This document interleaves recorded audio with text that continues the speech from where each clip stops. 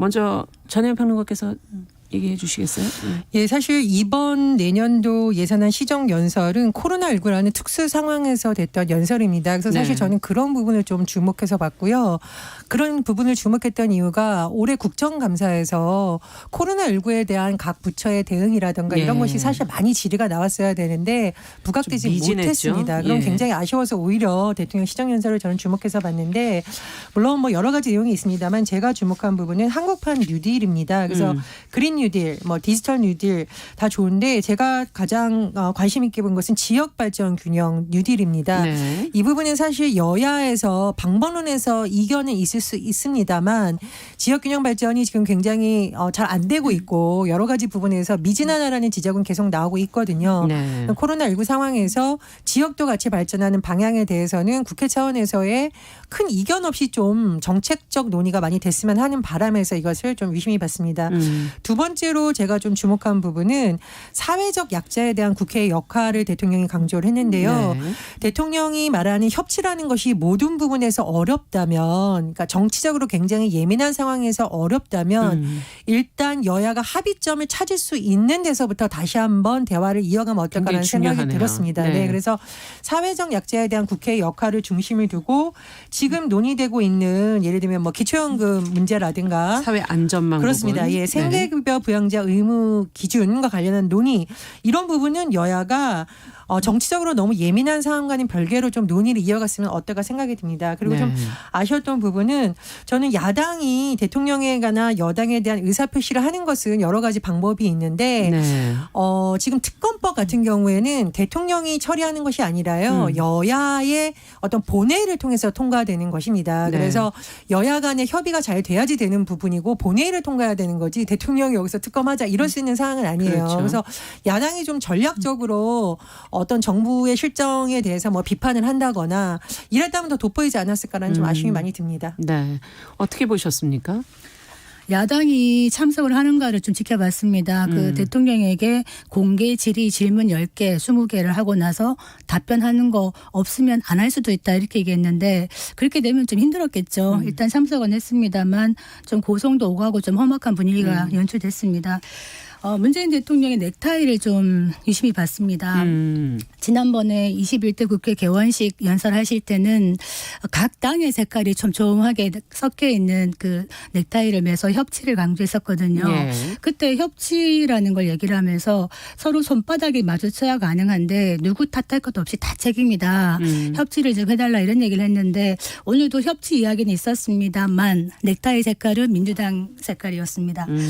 제가 눈여겨본 포인트는 두 가지가 있는데 긍정적으로 본 것은 이런 얘기를 했죠. 국민의 삶을 지키기 위해서 고용 안전망, 사회 안전망 이런 거를 촘촘히 하겠다고 했는데 사실은 그 전에 이런 시정 연설 같은 거 할 때 늘 포용, 공정 이런 얘기를 많이 했는데 사실은 고통이 큰 국민을 먼저 돕는 것이 공정인 것이죠. 그래서 아까 말했던 뭐 생계급여 부양 의무자 기준을 폐지한다든지 노인 장애인 고용 취약계층에 대해서 103만 개 일자리를 새로 만든다든지 이런 거는 굉장히 긍정적이라고 생각을 합니다만 걱정이 되는 것은 지금 이 경제를 굉장히 강조하고 지금 경제가 가장 중요할 수밖에 없는데 이 빠르고 강한 경제 회복에 대한 어떤 그런 비전 이런 자신감을 얘기하고 우리 경제의 저력에 대해서 얘기를 했는데 지금 3분기에 그 GDP 성장률이 플러스로 돌아선 거는 맞습니다. 이것은 고무적인 것이지만 그렇다면 이게 과연 긍정적인 시그널인가 V자 반등으로 우리가 볼 수 있는가 본다면 이번에 그렇게 된 이유가 자동차 반도체를 중심으로 한 수출이 주로 끌고 있고 오히려 민간 소비 같은 건 아직 주춤하고 있고 이런 상황인데 지금 코로나가 많이 또 확산되면서 미국이나 유럽이 봉쇄로 들어갈 수도 있는 이런 분위기이기 때문에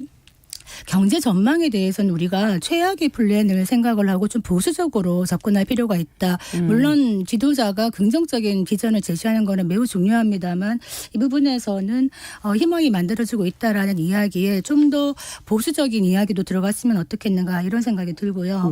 우리가 고용유지 지원금 이런 얘기하고 추경 이야기를 하는데 추경이 국민의 삶을 지켜왔던 부분은 일견 있습니다만 언제까지 우리가 추경이나 고용유지 지원금으로 계속할 수는 없는 것이거든요.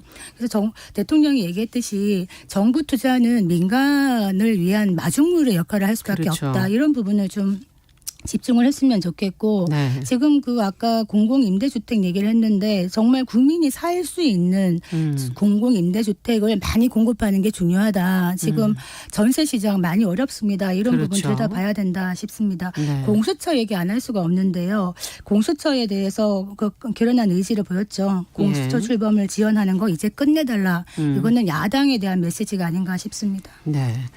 자, 뭐 저는 딴 거보다 이제 2050년 넷째로 기후변화 상황에서 목표를 잡았다는데 좀 더 구체적인 내용이 있으면 얼마나 좋을까 하는 그런 생각도 들고 이제 후속되는 대책들도 좀 챙겨봐야겠구나 하는 생각이 들었어요. 전혜연 평론가께서 전체적으로 보시면서 어떤 부분을 좀 더 보완해야 된다고 생각을 하십니까?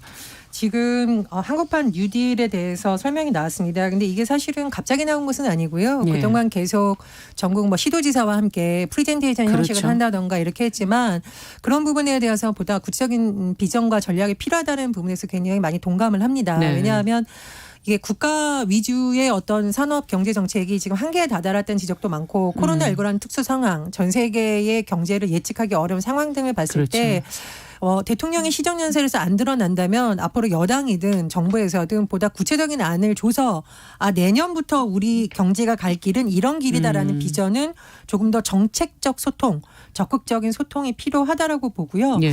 오늘 좀 여야가 대표들이라든가 문재인 대통령과의 간담회가 좀 불발된 것은 원인이 어쨌든 좀 굉장히 유감입니다. 그래서 네. 이런 부분에서 대통령 경호처에서 실수를 했건 국회의장실에서 어떤 신뢰를 했건 야당에 대해서 최대한 예우를 하고 그렇죠. 또 야당도 이해할 부분이 있다면 지금 이제 코로나19 상황 방역이기 때문에 오늘 문 대통령도 체온을 측정하고 들어왔어요. 네. 그리고 저도 국회 들어가다 보면 의장실 앞에 경우가 굉장히 까다로울 수밖에 없습니다. 그럼요. 여러 가지로. 그래서 그런 사정이 있다면 이해하고요. 저는 결국 협치라는 것이 상설적으로 되는 여야정 상설 협의체를 복원하지 않으면 굉장히 어렵다고 맞습니다. 봅니다. 그래서 다른 건 몰라도 코로나19라든가 사회적 약자에 대한 부분만이라도 여야정 상설협의체의 주제로 올리고 대화를 복원하면 어떨까 그런 생각이 듭니다. 꼭 하나 덧붙이고 싶은 것이 물론 코로나19 때문에 세계 경제가 불황이고 한국도 많이 힘들다. 이 부분은 사실에 기반한 것입니다만 부동산 얘기를 안 할 수가 없습니다. 부동산이 지금 쭉쭉 오르고 있는데 내 월급만 안 오르죠. 네. 그런데 이것이 과연 부동산 문제가 코로나 때문인가라고 한번 질문을 해본다면 한국의 피케티 지수가 10년째 계속 오르고 있어요. 다른 나라에 비해서 굉장히 높은 수치를 지금 가고 있는데 피케티 수치가 높다는 거는 자산 불평등이 심화되고 있다는 얘기입니다. 이렇게 힘든 상황에서도 소수는 고가의 자산을 가지고 더 부자가 되고 있다는 것이거든요. 그래서 경제가 힘든 것과 별개로 우리가 불공정, 불평등 이런 이야기를 할 때 지금 국민들이 심각하게 느끼고 있는 부동산 문제 네. 이 부분에 대해서는 좀 더 심도 깊게 들여다봐야 된다. 대통령이 말한 많은 비전들이 참 그대로 되면 좋겠고 저도 보면서 디지털, 스마트, 네트워크 이런 얘기를 하면서 정말 저렇게 산업 구조가 바뀌어 가야 되고 그래야 우리가 살아남겠지 이런 생각을 합니다만 그것들이 멀게 느껴지지 않도록 우리 국민들이 바로 체감할 수 있도록 그런 정책이 뒷받침되어야 되지 않겠나 이런 생각이 듭니다. 네. 어떻게 끝으로 한 말씀 더 하시죠?